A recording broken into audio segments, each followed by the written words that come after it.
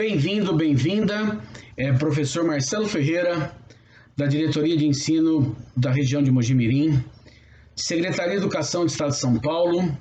Estamos no quarto bimestre, Sociologia. Vamos aqui, nessa videoaula, estar de novo na problematização e no pensamento dos temas para o quarto bimestre.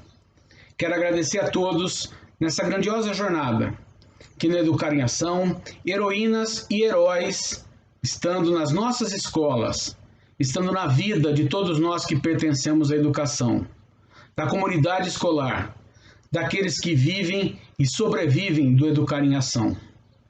A nossa resignação e o nosso desejo de que na memória de todos, o pensamento grandioso da esperança, daquilo que nos faz nos melhorar do tempo presente para o presente futuro. Assim, vamos aqui também lembrar na memória de todos aqueles que perderam a vida pela Covid-19. O nosso respeito, a nossa admiração e a nossa reverência, a preocupação com todas as vidas em relação à Covid-19. É a educação em quarentena, os tempos pandêmicos, e no extraordinário, pensar esta conexão, pensar a problematização dos temas e conteúdos através desse momento, que peço gentilmente a tua presença para justamente partilhar esse conhecimento e, em conjunto, construir a perspectiva do aprender a aprender.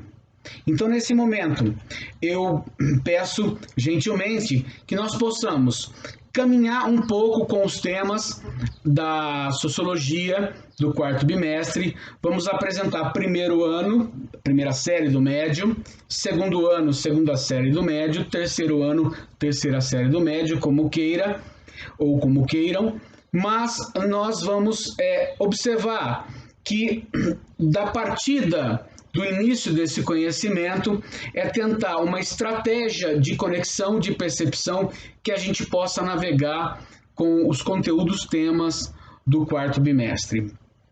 Para dizer então, para iniciar esse nosso trabalho, eu peço a você que observe a organização dos conteúdos para o quarto bimestre, o primeiro ano, primeira série do médio, em Sociologia.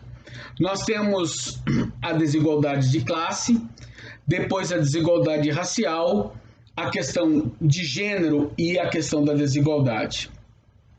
São temas grandiosos e temas também densos, aonde nós vamos nos provocar o pensamento e também a todos os nossos pertencentes a esse momento da mediação de saberes, olhar para o nosso país, olhar para as nossas situações, para as nossas contradições, para as permanências daquelas situações que ocorrem. Afinal de contas, a sociologia é a ciência que estuda esta sociedade, e olhar também para o mundo e perceber também que do conceito e da exemplificação do que é nosso, isso se relaciona com o todo, por assim dizer.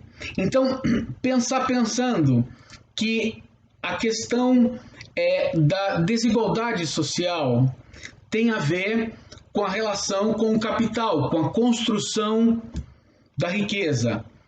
A construção da riqueza se dá pela interferência do homem na natureza, mas há também, dentre essa interferência, aqueles que detêm os meios de produção, aqueles que estão diante das condições de obterem da riqueza a sua exploração, e tem a venda da força-trabalho, que por todos aqueles que trabalham e operam e não são donos dos meios de produção. Nós estamos falando aqui do materialismo histórico, do pensador Karl Marx, que trabalha com essa relação da questão para pensar o capital, para pensar o capitalismo. Então, olhar que apenas em torno de 4 a 7% da população mundial é detentora de toda a riqueza. E subdivide-se o restante da pirâmide entre uma classe média, que também não chega aos seus 20%, e a base da pirâmide, que vai atingir acima de 65%. Ou seja, estamos aqui observando por essa pirâmide que a base estão os seus explorados, um pouco acima a classe que é mediana, mas também ela não detém a riqueza, ela não está acima de uma mina de produção de hidrocarbonetos, petróleo ou mina de pedras preciosas, ou tendo esse dinheiro na exploração agora do capital financeiro, que se ganha dinheiro a todo tempo todo, perdão. Então, nós vamos olhar que para essas condições de verificar como é que se localiza, como é que é percebido a situação entre a proporção que é a sociedade do contemporâneo. Vamos também, de toda forma, olhar para essa sociedade e verificar que o Brasil possui características e qualidades muito próprias, que estão no pensamento e na condição de olhar para o todo e verificar a nossa população. Quais são as perspectivas dessa nossa população em relação a esses temas do presente? A relação com esses temas da atualidade. Como que tudo que vai nos acontecer vai nos facilitar o entendimento das nossas percepções e tentar fazer do conhecimento sociológico uma profunda reflexão. É para isso que nós somos chamados. Então, de início, eu, em humilde sugestão, olho para os nossos alunos e apresento esta sociedade do contemporâneo, a sociedade do capital, que impera por essa estrutura que a gente acabou de traduzir, uma pesquisa a respeito daquilo que é nosso. Olhar para a nossa população. Qual é a população brasileira? Qual é a sua composição? Quantidade dos municípios. É quarto bimestre 2020, eleições ocorrem a 15 de novembro. Olhar que 5.435 municípios vão fazer as suas escolhas dos seus melhoramentos, do poder local que vai reger a vida do todo, a vida da sociedade. A sociologia trabalha e opera com esses conhecimentos de pensar a sociedade. Então, olhar para esse país, a sua composição, religiosidade, cultura, todas essas grandezas, mas também revelar as próprias contradições de um país que é extremamente rico e tem um potencial natural, belo, incandescente, mas também observar a grande concentração de renda, do fazer morrer para fazer viver. A questão da exploração e a questão de pensar o Estado organizado, a sociedade organizada e o quanto ela tem da lei, da justiça social, a obrigatoriedade de resguardar do todo as condições de vida e de sobrevivência. Então, pensando, olhando para a pirâmide, nos revela que o Brasil é pobre. Ah, professor, mas que isso, um país tem tanta coisa. Ou seja, olhando para a pirâmide, verificamos que no Brasil, 1% não chega a 3%, vamos aqui exagerando os números, detém toda a riqueza que o país produz. E que o restante da pirâmide se subdivide em uma classe média alta e média baixa, onde 15% a 16% a alta e em torno de mais 20% a média baixa da classe média. Assim por dizer, a base dessa pirâmide atinge por volta de 46%.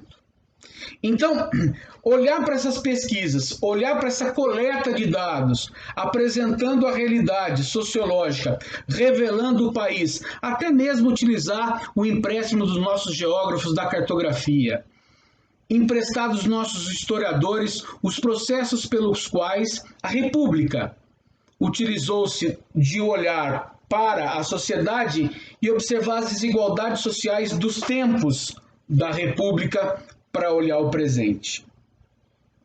De outra forma também, olhar a caracterização dos elementos centrais da desigualdade social. Aquela estrutura social que é determinada pelo econômico, pelo cultural, pelo político, pelo histórico. De outra sorte também, olhar a estratificação social, como essa sociedade está dividida, tratei agora há pouco. Olhar para a mobilidade social, há muita pouca mobilidade social. Porque vamos nos revelar que aquela visão poética que o investimento no educar em ação nos dá a condição de dizer a todos que estão na educação, o liberalismo assim o prega, que todos teremos lugar ao sol nas expectativas dos melhoramentos da vida. Pensando que não conseguimos muito daqueles que se qualificam, dos nossos melhores alunos, à graduação das universidades, o que é muito preocupante. Denominamos assim que é um gargalo, que é um funil no processo de aprimoramento da existência, da finalidade do educar em ação em promoção de mobilidade social. Revelar que a desigualdade social está ligada àquela questão de que bens e essa produção de bens tem oportunidade a tão muitos poucos, enquanto outros muito tantos passam as necessidades básicas. Olhar para essa desigualdade social, do seu conceito, olhar com o conceito da economia, da ciência econômica. Utilizar e usar os verbetes para poder pesquisar o que é desigualdade social entre as várias dimensões, na política, na economia, na sociologia, que é o nosso caso, é o nosso quintal, olhar para a perspectiva que essa desigualdade social ela é profundamente marcada pela existência de pobreza. Ou seja, a carência de recursos econômicos e sociais e financeiros para poder, inclusive, sustentar os membros que compõem a sociedade. Olhar para a pobreza e verificar que muito recentemente, de 2016 para o tempo presente, o Brasil novamente, é muito triste, foi incluído no mapa da fome, que é um mapa construído no mundo todo daquelas nações onde populações passam fome. De 2016 para cá, o Brasil foi incluído no mapa da mortalidade infantil com maiores índices do que se tinha anteriormente. Então, pensar também o tema dessa diversidade social que há na sociedade, nessa estratificação social, onde poucos têm muito e muitos têm quase nada, e pensar a nossa própria inserção com as políticas de justiça social. Eu tratei agora há pouco do investimento no educar em ação, o gargalo, mas também se a gente olhar para a saúde, as condições de saneamento básico, água encanada, esgoto tratado, o quão muito pouco o Estado Nacional, Federal, Estadual, Municipal faz investimento para a melhoria das vidas humanas, para a melhoria do coletivo social que habita campo e cidades. Olhar também que ainda falta energia elétrica em grandes rincões deste país. Vamos lembrar que do momento da atualidade, uma parte do país da região norte passa um apagão. Foi privatizado recentemente e a empresa privada não tem peças de reposição porque deixou de fazer, deixou de cumprir a totalidade da sua função para executar o serviço, quando aquilo que era público cumpria a sua tarefa que muito bem. Pensar a existência dessas carências de um país tão grandioso, que tem tantos potenciais, e a relação que isso traz profundamente em relação à desigualdade social. Pensar a renda, pensar a condição de que as pessoas possuem acesso ao mercado de trabalho, pensar e pesquisar esses dados, também criando a oportunidade coletiva de pensar junto. Ou seja, eu sempre trato dos seminários, mas realizar um grande debate. Agora temos as lives, as reuniões digitais que a gente pode fazer na mídia, os grupos que a gente pode, e já sugestiono aqui, a criação de um grupo onde cada qual traz uma informação, vamos fazer a checagem da informação, pesquisar os dados e debater e pensar e escrever, construir uma síntese sociológica a respeito da desigualdade social no Brasil. Olhar também para todo esse contexto e verificar que um Brasil que é muito urbano e um Brasil que precisa muito do seu campo para subsidiar as condições de vivência e convivência da própria sociedade.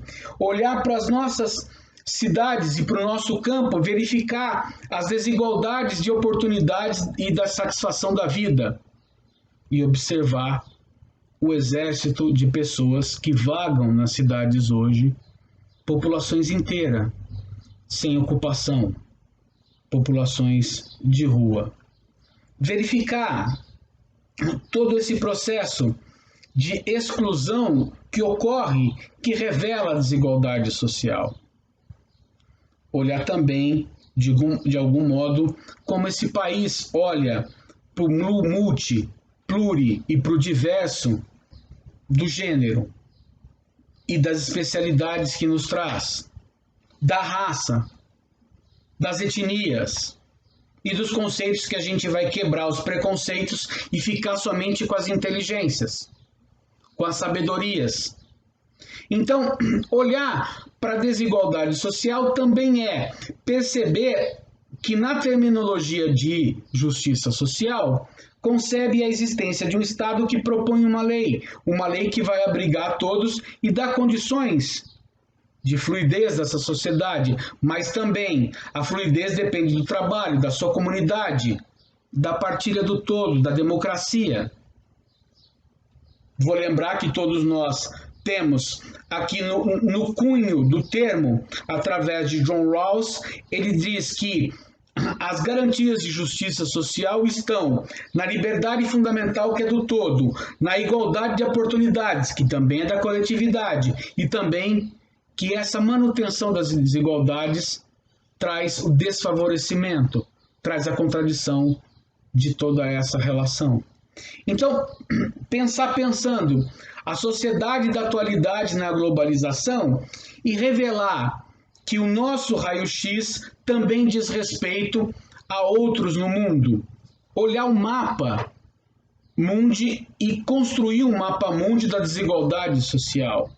É mais uma oportunidade do processo avaliativo da gente trazer aprendizagem significativa, construir junto esse mapa, pensar as características que vão compor esse mapa. Pensar também que todos nós temos no desafio de pensar uma sociedade onde nós conseguimos, nessa escalada social, em algum momento romper essa condição da estagnação e propor mobilidade social. Olhar para as lutas que ocorrem nessa sociedade para a dignidade humana. Observar que esse fenômeno da desigualdade social é um fenômeno que ocorre nas sociedades do contemporâneo, como também do ontem. Mas olhar aqui para o Brasil, nós temos alguns problemas que são próprios nossos, mas que também possui algum espelhamento com o todo. Então, nesse momento que eu estou tratando a relação de claro e escuro, para verificar o claro que é nosso e o escuro que nós não conhecemos, que está no outro, olhar as diversas oportunidades de perceber que quem está na escola tem que ser valorizado, tem que ser dito que herói e heroína está para aquele que passa o portão adentro ou que se coloca hoje para as ações e atividades do tempo presente, do Educar em Ação. Olhar para essa primeira série, para esse primeiro ano de Sociologia no quarto bimestre e olhar quanto que nós temos que se revestir e que investir no ensino médio para poder garantir o segundo e o terceiro. Essa família ensino médio de todos nós da comunidade escolar, vamos conviver por 3 anos. Após esses 3 anos, vamos ingressar na graduação ou no ensino técnico, na profissão, mas queremos o melhoramento das nossas possibilidades. Olhar para que esse momento da escolarização é tão único e temos que valorizar todos que estão na educação. Observar que além de ter ali na educação a relação de pensar a desigualdade, olhar também para a condição de gênero, a situação de que, culturalmente falando, vou aqui pensar, homens e mulheres têm tarefas distintas e se colocam para uma luta da igualdade nessas tarefas. A mulher é dito o ofício da casa e o homem o ofício do trabalho. Hoje nós não concebemos mais essa sociedade do passado. Concebemos que a divisão de tarefa do tempo presente para o tempo futuro diz respeito à responsabilização da vida da família e todos aqueles que ocupam na vida da família, nos diversos gêneros e nas diversas oportunidades de sentimento que compõem uma família, porque uma família é composta por amor. Eu estou só aqui exemplificando a questão da igualdade de oportunidades para perceber quanto que muitas vezes se reproduz padrões de comportamento e isso permanece e subjuga todos nós e nos faz recorrentemente a operar com preconceitos. Devemos nos fiscalizar, devemos estudar para conceber a capacidade de evolução das mulheres em relação ao contemporâneo e verificar a luta para essa equidade, a luta pela igualdade, a participação e as conquistas da mulher do tempo presente.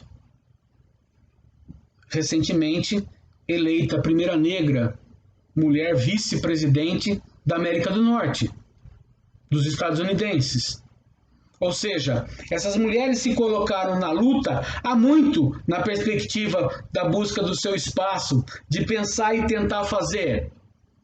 Eu situava que Olímpio de Gouges é morta em 1793 porque disse que a mulher podia votar.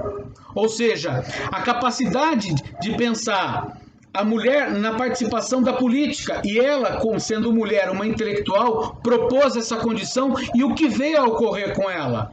Perdeu a vida, foi decapitada. Perceber esses aspectos da luta pela inserção da mulher na vida política, na sociedade, com os seus direitos e as suas garantias, é observar. Inclusive, a ONU lança, em 2030, uma declaração e um marco decisivo pela igualdade de gênero, o que é tão fundamental para todos nós possuir a emancipação da consciência e da inteligência e sabedoria para a respeitabilidade, para o viver com, para aprender nessa sociedade global tudo aquilo que nós precisamos para poder estar e perceber que o desenvolvimento de lutas, de movimentos sociais e de processos de emancipação tem tudo a ver com essa relação das desigualdades sociais e da criação de oportunidades para que nós possamos, na promoção da justiça social, não aguardar que o Estado venha agasalhar todos, mas propor que todos, através desse processo de transformação, que está no Educar em Ação, consiga perceber e observar a beleza, por exemplo, na luta do feminismo. Esse discurso intelectual criado filosoficamente, politicamente pelas mulheres, para justamente dizer que, além da proteção, além do resguardo, a garantia legal de todas as suas prerrogativas. Lembrar a história do feminismo. É mais um tema também para a gente poder procurar e pesquisar juntos, fazer com os nossos alunos. Ou seja, criar uma perspectiva de aprender com os temas que vão recortando o currículo. Olhar para a questão desse tema do feminismo também, olhar que distintamente o que está se discutindo ali é a primazia do mercado de trabalho, a questão das jornadas e a questão da força de trabalho. olhar e descortinar o 8 de março, sabendo que a fábrica têxtil de Nova York, a 25 de agosto de 1911, sim, sofreu um incêndio e 130 operários estavam encarceradas dentro dessa fábrica e perderam a vida. É 8 de março de 1917, a data que marca o referencial da comemoração do Dia das Mulheres, porque 90 mil mulheres foram à rua em protesto. Também se colocaram na perspectiva da Revolução. Pão e paz. Isso ocorreu na Rússia revolucionária, em 1917. Então, entender que as reivindicações de trabalhadoras ocorriam desde do descortinar do século XIX para o século XX. Ou seja, a organização das feministas norte-americanas querendo a emancipação da indústria têxtil.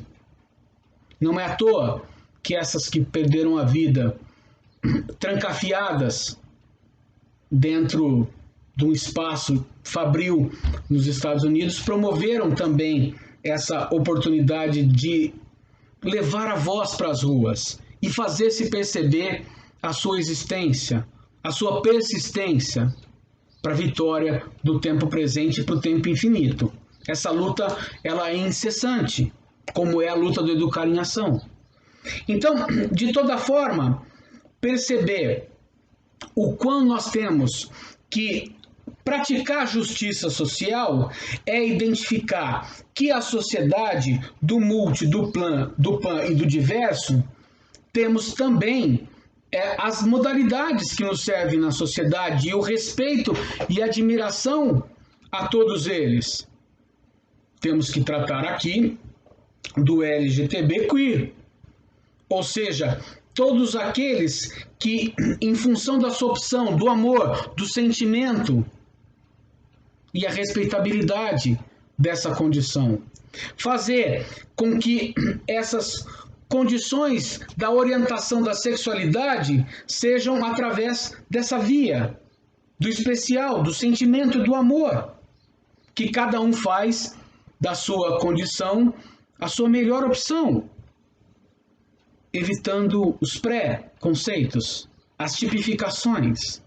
E assim precisamos acerca de olhar para essas estruturas e verificar que os movimentos sociais que identificam a riqueza e a beleza desses movimentos têm nas datas comemorativas um quê de especial, né? O Dia do Orgulho LGBTQI, contemporizando a sigla, e deve ter outras mais, é um dia onde ocorre a 28 de junho de 1969, na cidade de Nova York, e também num bar denominado Stonewall Hill, ocorre uma batida policial e ocorre ali a perca de vidas. Essa perca de vidas, essa batida policial, foi em função da orientação da sexualidade de cada um que estava frequentando aquele bar. E é a partir dessa data que se cria o referencial das marchas que vão ocorrer de hoje para o infinito, para dizer para o mundo de que quão é importante respeitar todos os desejos, respeitar todos nas suas orientações sexuais, e o respeito de si é o respeito do outro, o ético, o princípio. A moralidade é a do tempo presente que faz o costume. A nossa diferença está na respeitabilidade. Não. A nossa semelhança está na respeitabilidade. É nesse momento que eu quero, também com esse tema, olhar que perceber também a sociedade brasileira e a sua composição e a sua distinção em algumas das situações históricas que nos trazem no tempo presente, pensar a relação naquela pirâmide social e como nós estamos nos localizando dentro dela. Pensar o movimento negro, pensar as situações do tempo presente, que olhar para o mercado de trabalho também é ofertar a esse questionamento sobre o educar em ação e as oportunidades do tempo do ontem para o tempo do hoje. O tempo do hoje diz respeito a que vamos identificar que essa desigualdade no Brasil, essa nomenclatura de que precisamos atestar a igualdade racial, mais respeito e menos preconceito, é uma atividade cotidiana, para o infinito, para que a sociedade se melhore e não tenha nenhum crime racial para o presente e futuro. Olhar que essa desigualdade social expressa pelo racismo e pela intolerância, muitas das vezes, se observa dia a dia e há uma criminalização. E tem que tipificar esse crime para que nós possamos corrigir, através da justiça social, a existência e a contaminação de narrativas que olham para o outro sobre a sua determinação. Então, pensar essas condições, essas qualificações e esses conceitos e identificar da nossa existência, eu estou falando das desigualdades sociais, eu estou falando das condições que nos cercam, observar tudo aquilo que está colocado para observar direitos humanos no Brasil.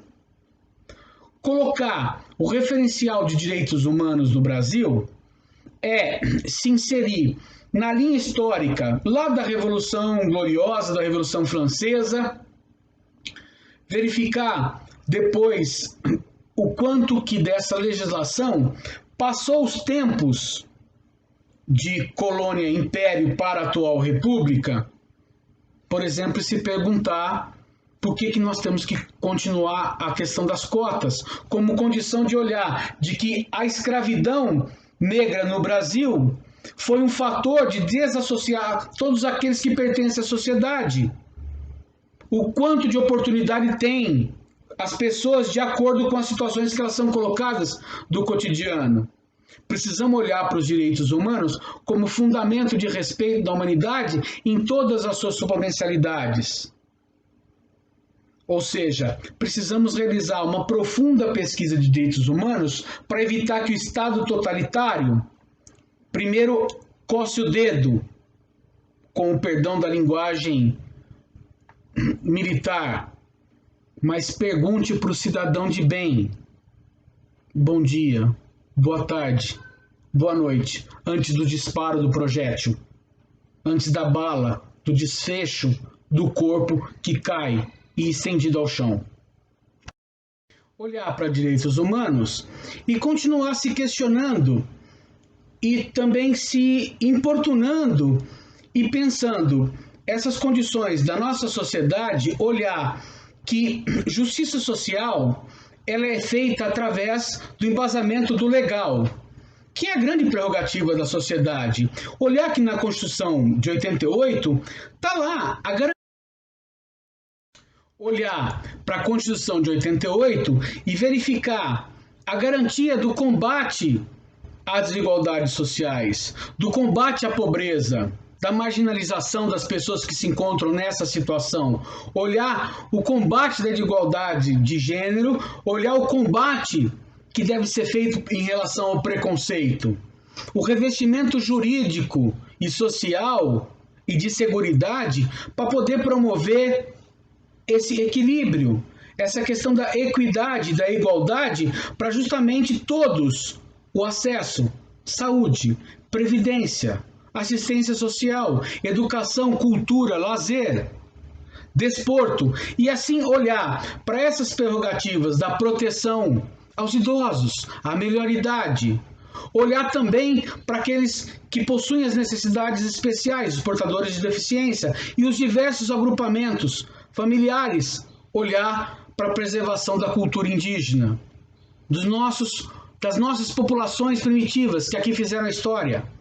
Olhar essa condição e saber que existe uma lei e a justiça social deve ser praticada e atualizada para o tempo presente. Então, olhar direitos humanos, olhando esses viés também em relação ao racismo, ao preconceito, em relação à diversidade, ao PAN, das nossas opções sexuais. Verificar todas essas condições e saber que para esse primeiro ano, quarto bimestre do ensino médio, traz essas grandiosidades, esses temas, como disparadores de ideia, o quão fundamental é pensar essas relações.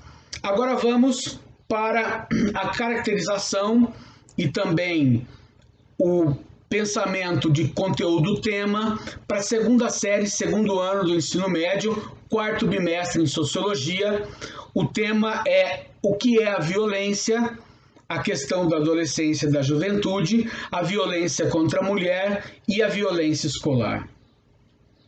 Como bem tem a preferência, eu sempre peço a gentileza para que nós possamos ir ao encontro do conceito, do termo, da etimologia da palavra e observar quanto que nós podemos extrair desse entendimento, quanto que nós podemos, do conceito, saber observar o que é a violência.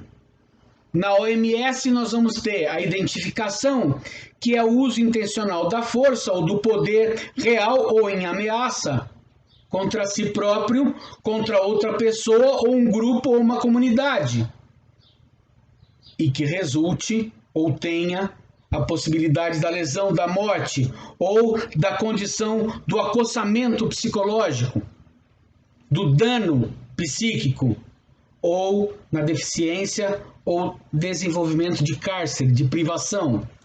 Olhar para a violência em relação a esse dano causado ao outrem, ao vivo, colocando ali o objeto da autonomia, da integridade física ou psicológica pelo uso do excesso da força. Assim, o termo latino, de violência vis, violentia vis, quer dizer o rigor da força contra si ou a qualquer coisa. Então, olhar para o primeiro termo também é permitir olhar para que pensadores como o sociólogo Zygmunt Bauman, que é um sociólogo que muito admiro, ele é morto 10 de janeiro de 2017, já se bastavam mais de 80 anos, um homem fantástico para a sociologia, e ele com muita sabedoria dizia que o crescimento da violência e insegurança das forças, das pessoas na sociedade abre mão das conquistas da prerrogativa da democracia. Ou seja, as liberdades que cunhamos nas lutas, que aprendemos a aprimorar no tempo, foram deixadas de lado por essa via opressora. O Estado e setores privados acossam esse patrimônio de todos nós, indivíduos. Ou seja, estamos ameaçados por essa ditadura desse poder econômico. Estamos acossados por esse poder econômico e que deságua depois no político e o social, por fim. Então, olhar para o contemporâneo e perceber a questão de que nos multimeios, as mídias, o quanto isso está na linguagem e nas narrativas do tempo presente. Queremos aqui observar a propagandização em relação a armas de fogo. A propagandização de que, através da força, se vence e tão somente através dela é a sua importância do sobreviver. E pensar essa força quando quer dizer ali que está tratando algo que é uma mazela social, que é uma contradição da nossa sociedade, em relação à pobreza, em relação àqueles que estão nos semáforos, aqueles que transitam, as populações de rua, o exército de população de rua que precisa do acolhimento, do alimento para a sobrevivência dos seus dias. Olhar para aquelas situações em que olha-se para o gênero e tipifica a pessoa e já aplica ou uma violência verbal, ou até uma violência física em relação ao outro. Olhar os distúrbios de personalidade e a predisposição deles em relação a corroer o outro através da psique. Então, essas causas dessa violência e as tipologias, né, através da violência, agora há pouco tratava da violência verbal, expressa no linguajar, através da construção de pensamento, dessas expressões, os métodos de insulto, olhar para essa violência física que dilacera a vida do outro, que causa o outro um dano ao corpo e depois à alma. Olhar também para a violência sexual, aonde mulheres, crianças e todos os LGBTQIs, todos aqueles que estão no polo da sua opção, que sofrem com essa violência do outro em relação à sua condição de sugestão do amor, do sentimento. Gosto de pensar dessa base da antiguidade clássica, que está um pouco em Foucault, grande filósofo francês Michel Foucault, que fala que o ato da sexualidade está no acaso especial e que isso está na particularização desse acaso ou deste caso, então somente da sua vida. Gosto muito de obter desse termo e preocupar em relação da opção da pessoa o entendimento do outro, que com a violência quer o quê? O aprisionamento, a tipificação, a agressão. Então, olhar para esses tipos de violência na política, aonde o privado exerce grande poder em obter daquilo que é do público um benefício para extrair o lucro. Olhar o tempo presente e verificar como que isso ocorre e as dimensões para as nossas vidas na sociedade. Estamos num processo 2020, é ano de eleição, nos mais de 5.000 municípios deste país. Olhar para a violência infantil, dos nossos alunos, das nossas crianças, dos nossos pequenos, gigantes do presente e futuro, o quanto de resguardo através do volume das nossas vozes, através das nossas ações impensadas, através da correção de todos nós que convivemos com os mais novos. O quanto que temos que pensar e debater a respeitabilidade, a responsabilidade e a responsabilização de todos os atos. Olhar para a violência institucionalizada, quando o Estado age para garantir a lei, mas agride o outro.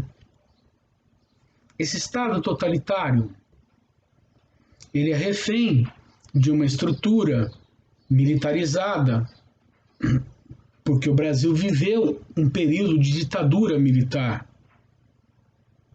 Mais de 20 anos da nossa história da República vivemos sobre essa égide, e essa herança se promoveu para justamente o Estado se utilizar da força da opressão em relação a tudo que lhe ocorre. Vou lembrar que na década de 30, por exemplo, Washington Luiz diz que a questão de uma manifestação no Rio de Janeiro em relação à situação da falta de água era uma questão de polícia e não uma questão social. Vamos pensando que todas essas situações que estão ocorrendo, elas se promovem porque nós temos que promover uma pesquisa sobre o tema e a estratificação e a caracterização das suas várias dimensões. Olhar a exemplo da violência psicológica, que está na rejeição, no isolamento, no terror que é praticado por si ao outro. O quanto que temos que prestar atenção nesses aspectos, porque ela, ao mesmo tempo que ela corrompe, tem também aquela questão de que se ignora o outro também. Temos que pensar essas dinâmicas e pensar muito mais com Hannah Arendt, a grande pensadora alemã que nos traz a beleza do conceito da banalidade do mal. E a beleza da elucidação desse conceito traz a preocupação da existência do seu conceito. As pessoas ficam nos televisivos jornais do final de tarde para olhar somente o quanto de violência ocorreu no cotidiano das metrópoles, das cidades desse país. Ou seja, é assim mesmo. Então pode passar à vontade. É um discurso de banalidade do mal. Banalidade do mal ocorre quando vemos outro numa situação de emergência, aflição ou sofrendo qualquer tipo de agressão e entendemos que não é comigo, não é conosco. Banalidade do mal é o revestimento do Estado totalitário aplicando essa violência institucional no cotidiano das nossas vidas. E essa violência que também ela é familiar, doméstica, contra a mulher, contra todas as manifestações sexuais que temos. Ou seja, precisamos olhar para essa exploração da violência que a todo momento vem de alguma coisa para oprimir o outro, oprimir a nós mesmos. Essa violência em relação à mulher, presente do cotidiano, olhar para a história desse país e verificar de que a relação com a herança cultural da família, onde mulher casa, homem trabalha, e essa herança cultural deságua de que o homem pode se alterar a voz contra aquela que ficou em casa, porque ela é funcionária dele. Precisamos quebrar esse paradigma, quebrar essa herança cultural. Olhar para a Lei Maria da Penha e conhecer a história de Maria da Penha, que sofreu uma violência física, mental do companheiro e ficou aleijada em relação a essa condição e demorou-se quantos anos? De 1983 a 2010, quando uma sentença veio a agasalhar toda a sua história de sobrevivência em relação à vida que sofreu hoje com a necessidade especial de ser cadeirante. Ou seja, olhar para essa questão da violência contra as mulheres e verificar os canais de comunicabilidade dessa violência e o quanto de nós, escola, bairro, cidade, mundo, podemos produzir na solidariedade, na fraternidade, no acolhimento.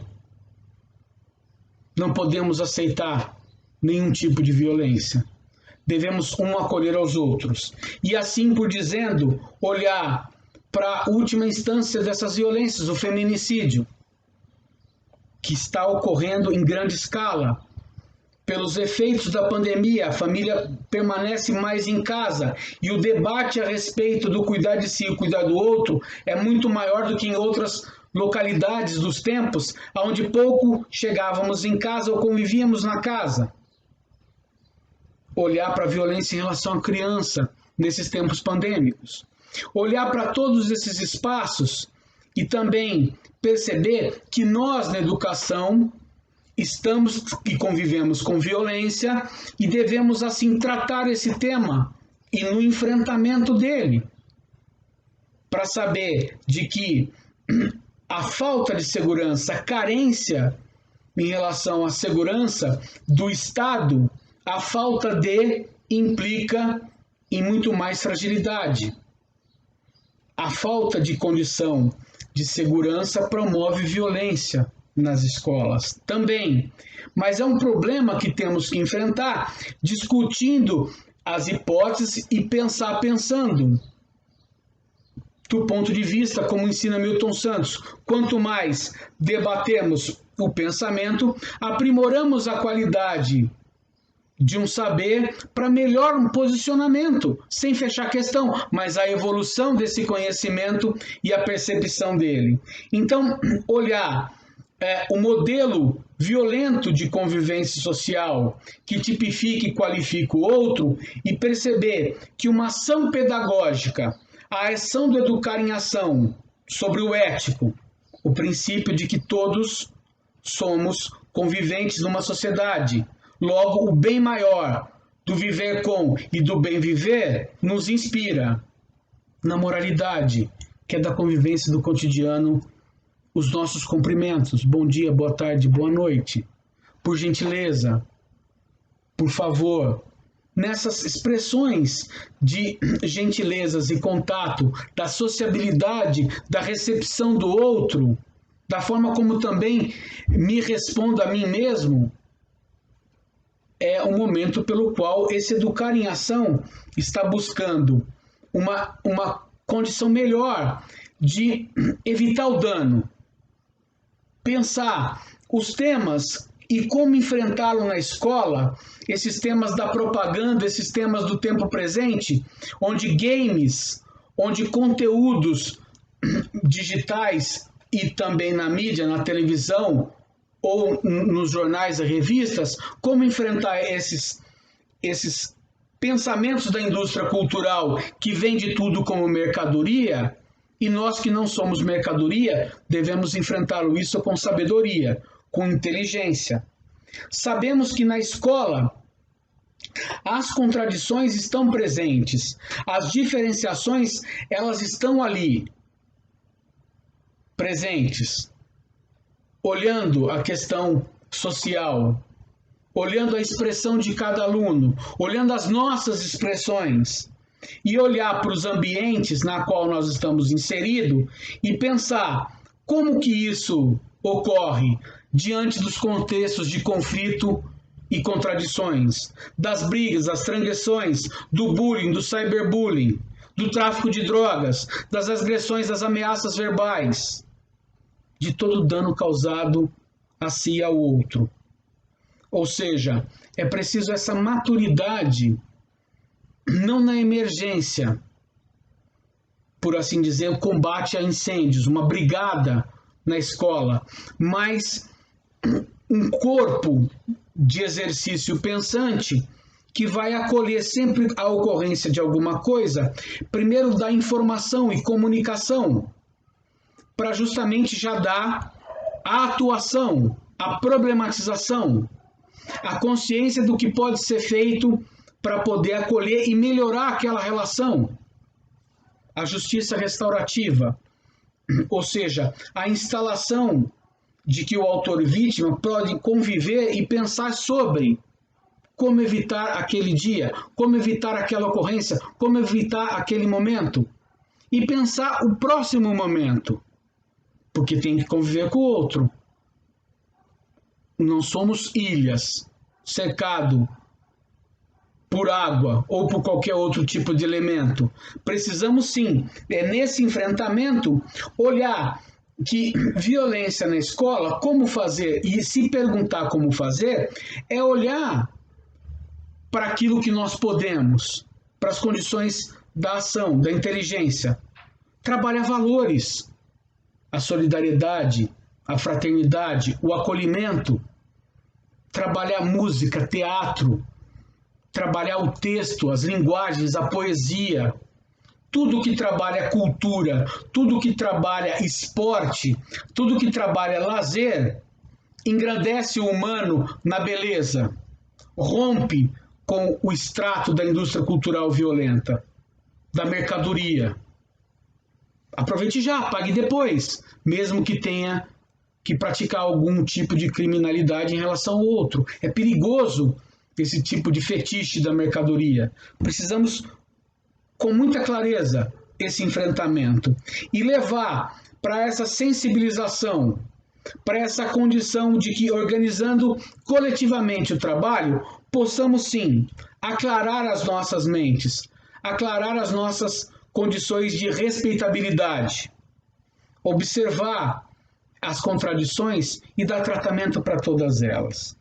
Quero aqui, com essas linhas gerais, dizer que temos o Conviva, que é um projeto na qual eu também trabalho com muita alegria, faço a minha colaboração e penso a escola, o ambiente sociomoral educativo, onde nós, os mais velhos, nós, os adultos, somos identificador da relação e, por assim dizer, propor o exemplo, propor o melhor para também colher a praticidade desse relacionamento, desses melhoramentos.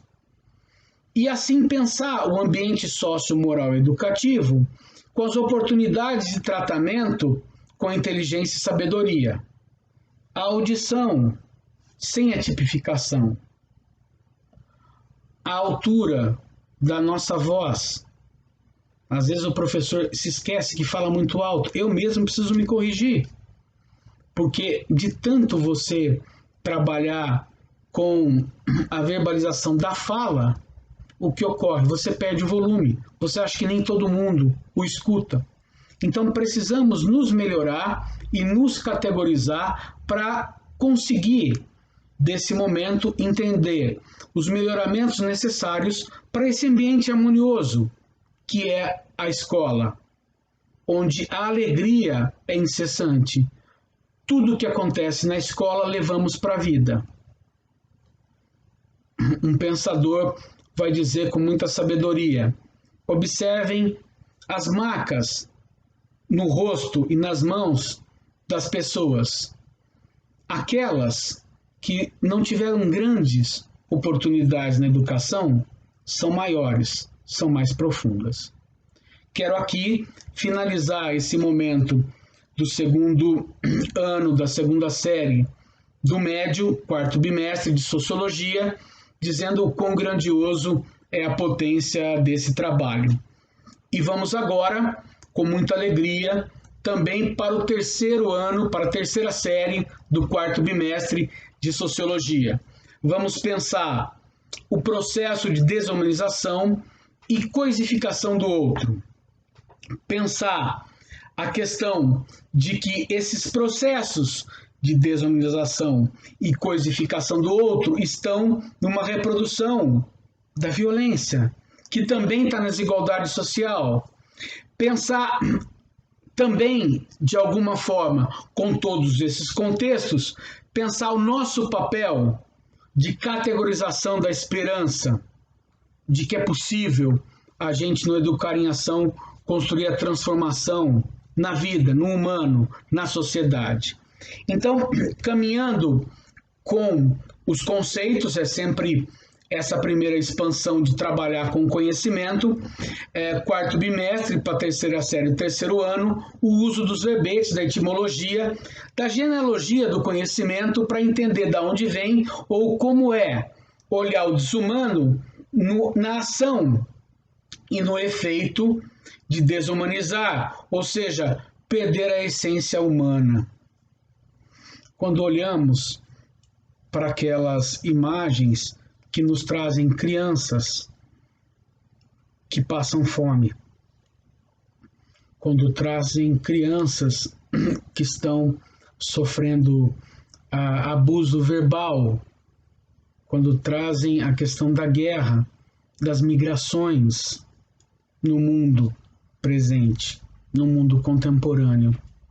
Ou seja, olhar o tráfico de drogas, o tráfico de pessoas, olhar tudo isso que é desumano, olhar e dar tratamento para isso, olhar para essa sociedade do capital, do fazer morrer para fazer viver, o quanto que temos que pensar.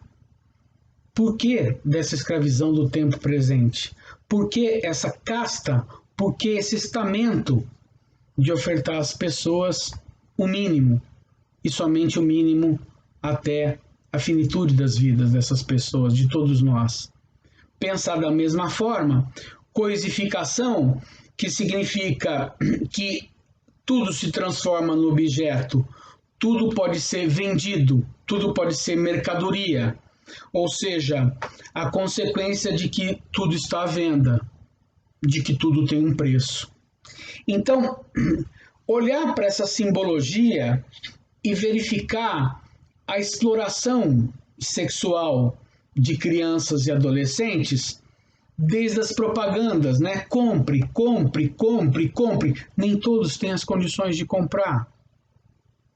Quer seja o vestuário, o brinquedo, o alimento, mas 24 horas na vida da criança e dos adolescentes, este mandamento: compre já, pague depois. verificamos pelas mídias os saques às lojas, quando ocorrem em qualquer lugar aqui ou no mundo, ocorrem por quê? Porque é feito a todo momento de que se precisa ter ou estar tendo algo para fazer parte do grupo. Essa condição trabalha com a expectativa de que crianças e adolescentes estão mais vulneráveis a esse chamamento. Se preocupar com o abuso sexual de crianças e o mercado do sexo em relação à infância e adolescência, onde propagandas são feitas na rede mundial de computadores em relação a esse sexo praticado em relação à infância e aos adolescentes e a vendagem desse produto. Chamar atenção do que é essa exploração sexual. Olhar como ela é praticada. Observar o que diz o Instituto Liberta, por exemplo, grandioso material. Tivemos várias orientações na diretoria de ensino para poder tratar esse tema da exploração sexual de crianças e adolescentes. Olhar para esse tema depois que é um outro enfrentamento do tema da desumanização, da coisificação, o tráfico de drogas. A questão de que o convívio com drogas é olhar para um conceito básico da vida e observar que tem muito de drogaria e pouco de padaria. É o exemplo que sempre frequento. Todos precisam da drogaria para o medicamentoso, que é o lícito, que é prescrito. E todos precisamos de padaria para o alimento da alma e do corpo. Verificar que essa vendagem das drogas ilícitas querem no refém da mercadoria, querem na fidelização desse cliente, querem na tipologia do crime continuar uma escravidão a respeito de que as pessoas estão perdendo a vida por conta da substância. Então, olhar para essas multidimensões, começando pela cultura, e debater os temas em relação ao tráfico de drogas, do conceito, o que é droga, como que esse conceito se desenvolve ao longo da cultura do humano, como que alguma coisa era do coletivo das sociedades primitivas, o uso de menta, quer seja num alimento, quer seja no medicamentoso, traz um benefício para o humano, mas a menta era uma droga que era manipulada pelas sociedades primitivas, denominada droga porque era uma planta, e que era traduzida depois ou em alimento para ter um gosto, ou em medicamentoso para provocar um efeito de purificação no corpo. Como que isso, que era algo do usual comunitário, se tornou depois mercadoria. E por que a mercadoria, a vendagem dessa mercadoria, escraviza a muitos e o faz perder a vida?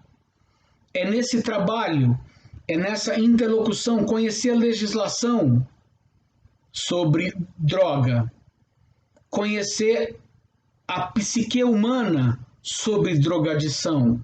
Nós mesmos, educadores, primeiro conhecer o tema, os conteúdos, observar essas temporalidades. Pensando, inclusive esse mercado consumidor de drogadição, das lícitas e das ilícitas. Olhar a marca da desigualdade social na viciação. Olhar todas essas possibilidades e procurar entendimento sobre o tema. É uma tarefa das mais primordiais, também da partilha com os nossos alunos. Estamos falando do terceiro ano do médio, da última série do terceiro ano.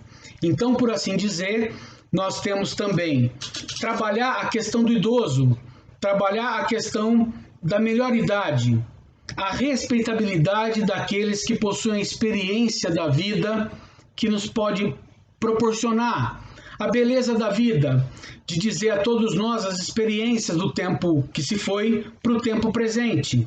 Olhar aquilo tudo que acontece e olhar para essa melhoridade, olhar bem da verdade o quanto de respeito e devoção devemos a todos esses nossos entes, a todos os nossos conhecidos e reconhecidos na melhor idade.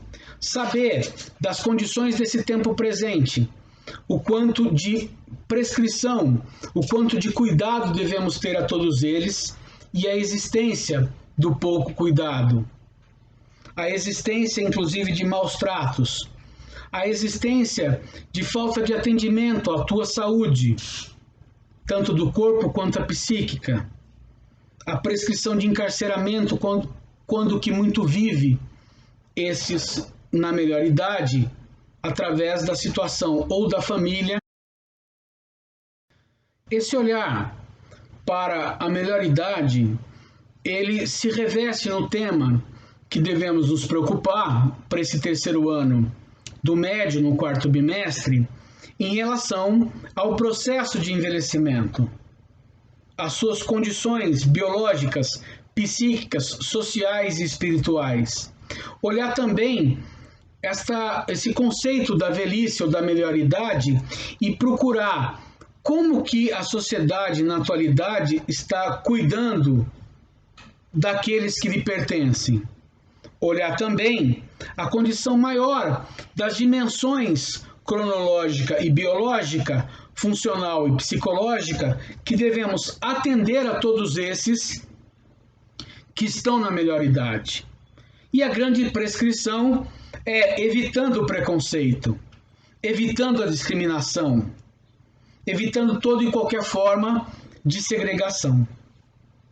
Então, os temas que são incandescentes e que trazem questionamentos para o terceiro do médio, também está em pensar daquilo que olhava para a segunda série das desigualdades sociais, também a revelar não só na coisificação e também na tipificação da desumanização, olhar também a questão da presença do racismo na nossa sociedade. É um outro tema no terceiro do ensino médio, quarto bimestre. Olhar para esse país, da relação dessa discriminação que ocorre, o crime de ódio racial, né? A legislação que vem desde 89 para agasalhar aquelas situações de contradição e todo o tempo que pôde e que teve para a ocorrência dos melhoramentos da nossa sociedade, para existir leis que garantam